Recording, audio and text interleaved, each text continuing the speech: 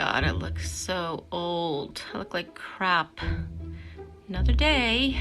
I guess I should probably do my hair. Yep. That'll work for me. Done. And brush my teeth. Whoa. It's quarantine. Who cares? Shower. I think I could skip another day. Wow. Look at these pictures on Instagram. How do these people take the time to make such an awesome looking breakfast? Not only does it look healthy, but it's beautiful. It looks so amazing. I can do that. I can do that for myself. Forget that. I don't have any time to do that.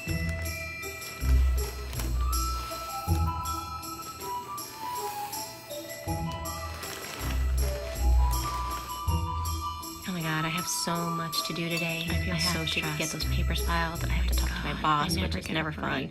I have to visit my dad later, which, oh my God, being around him just stresses me out. I feel so stressed already, and I ain't even had my coffee yet. This is just crazy. This day is not going how I want it to go.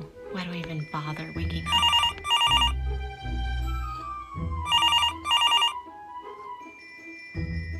Hello? Hey, Stephanie.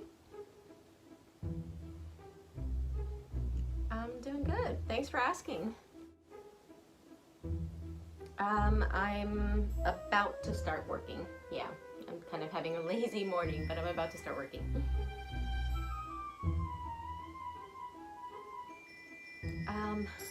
Well, I mean, I could help you with that, but if I did, that means I would have to start work late. I probably won't get done till like 11 at night.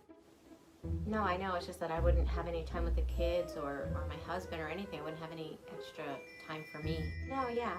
Yeah, no, I know you count on me. Yeah, absolutely. I'll drop everything.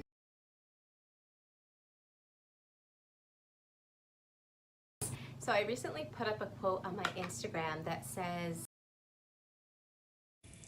"For those who have been through trauma, telling them to exercise self-love is as effective as telling a blind person to describe color." Isn't that quote so true? In fact, after I put it up, I Googled on YouTube blind people describing color, and sure enough, there were a few videos where people that were blind were explaining how impossible it is for them, if they've always been blind, to be able to describe color because they have no reference point. Well, guess what? People that grew up with toxic parents, whether they were intentionally toxic or simply parents that grew up themselves in a toxic environment and never did the inner work to heal it and therefore stop the generational abuse, they often pass down a lot of that dysfunction to their children. And if a child grew up without experiencing healthy dynamics by their parents, then they often don't know what self-love looks like. Some parents teach kids that self-love is selfish. Some make their children feel bad if they think of themselves at all. So if you grew up with that unhealthy dynamic or that unhealthy view of what self-love really is, and then you wound up, like a lot of people that wind up repeating toxic relationships, thanks to repetition compulsion, they wind up in relationships that mimic the same dynamics as in childhood. So now they're in an adult relationship where self-love is distorted, where love itself is distorted, whether it's with yourself or with someone else. So what happens is people wind up in a toxic relationship, and at some point they get out and they're looking up information on how to heal. And they come across a lot of videos that talk about the need to put the focus on you, the need to increase your self-love. And a lot of people are like, what does that even mean? What is self-love? And why is it so hard for me to be able to start implementing all these goals that prove that I have self-love? Well, if you've been through toxic relationships, whether they're with parents, whether they're with significant others, close friends, coworkers, and you're battling how to exercise self-love, you're going to want to watch this video.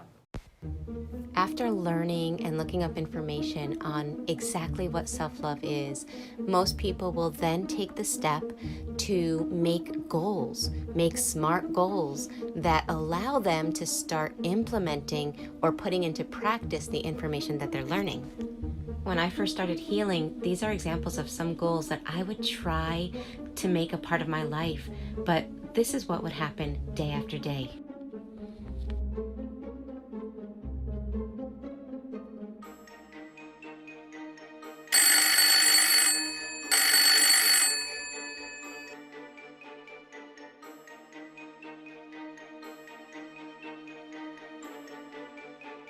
So what happened? I researched what self-love is, right, which is giving me a reference point. It's needed. I can't exercise self-love if I really don't understand what healthy self-love looks like, but I did that. I got my reference point. I even made awesome goals, right, realistic, measurable, smart goals. I did that.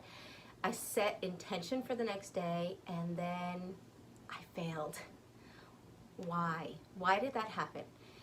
If this is happening with you, I'm going to explain it hopefully in a really clear, easy way so that you can understand, because it's this part that we need to understand in order to start changing our self-love, or actually anything that we want to change. We have to understand this. Put simply, our brain is a cybernetic mechanism, which sounds complicated, but really what it means is it's an automatic system. It operates automatically, right? We don't have to program breathing with ourselves. We don't have to program digestion. We don't have to program how often we blink so that our eyes don't dry out. There's so much of our brain that functions automatically. It's very similar to a heating system or a cooling system in your home. So this is the part that helps us to understand why, when we set goals, why we're not able to follow through. And in this case, we're talking about the goals that are about self-love. So think about being in your house and it's winter time. If you live in the north in the United States, it's winter time and your furnace is set at 62. Anyone knows that's lived in the cold that setting your furnace to 62 in January, you're gonna freeze. Okay, that's just a fact. But imagine me sitting in my house, right, next to the temperature gauge of my furnace, and I see that it's set low, right, and I'm freezing. What would happen if I sat there, I see the temperature where it's at, and my conscious mind is saying, I want the house to be warmer. I just want the house to be warmer. And now I'm visualizing the house warmer. I'm using a visualization technique and I'm like visualizing it. I want the house warmer. And that's not working. So now I'm going to use affirmations. The house, I know that my house can be warmer. I know that my house can be warmer. I know that my house can be warmer. And I'm like saying it over and over, or I'm writing it down over and over. And nothing is still happening. If you saw me trying to make my house warmer while the temperature gauge is right there, but I'm not touching the temperature gauge. I'm doing this all, trying to do this with my conscious mind, my conscious awareness, right? You would think I was kind of losing it. And I would probably agree with you. Because the truth is, no matter how much I want it on a conscious level, if I do not change the programming on the unit, then I could want it forever and I'm never going to get the house warmer. I need to change what it's programmed at. It's the same thing with us, with the way our mind works. We may want things on a conscious level. When I look at that list may be everything I want on a conscious level. But if it is out of alignment with my subconscious programming, where maybe, sadly, due to toxic relationships, maybe the beliefs in there are, I'm not worthy to give myself time, or I don't deserve to give myself time, or that's selfish to give so much time and attention to yourself. If those are my beliefs, what will happen is your brain, whether you realize it or not, will sabotage every effort that you make that puts it out of alignment with that belief system. This is why increasing self-love is a two-step process. The first step is learning about what healthy self-love looks like. It's learning to identify the difference between maybe your toxic upbringing, the things you thought were normal, compared with what healthy behavior, what healthy self-love looks like. That's the first part. But people wind up stopping at that part, and they make their list of goals, they make their SMART goals, and then they change for a little bit. They see a little bit of a change in their life, and then boom, something happens where they self-sabotage, and they bring themselves back to exactly what the programming was before, which is the same thing with the furnace, right? So let's say now we're in the summertime, and it's really hot outside, and my AC is set at 70, 72, okay? But if somebody opens the door, and now all that hot air is coming inside, does my AC unit automatically kick on? No. It takes a little bit of time for the unit to detect a deviation. But once it does detect that deviation in temperature, it kicks on and brings the house to the programmed temperature. It's the same thing with our subconscious. We may not self-sabotage automatically, although oftentimes we do.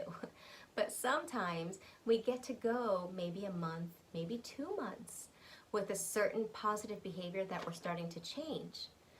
But if we haven't worked at it on the deeper end, in our subconscious mind, in our subconscious programming, eventually our subconscious mind is going to detect a deviation, and it'll bring us right back where we were before. So the second part of being able to increase self-love after toxic relationships is learning how to get your subconscious to work with you instead of against you, and that is my next video. So if you're new to this channel and you like learning about doing the inner work to heal, make sure you subscribe and hit that like button, and stay tuned for my next video where I'm going to give you 2 awesome, powerful tips on changing the beliefs that are lodged in your subconscious mind.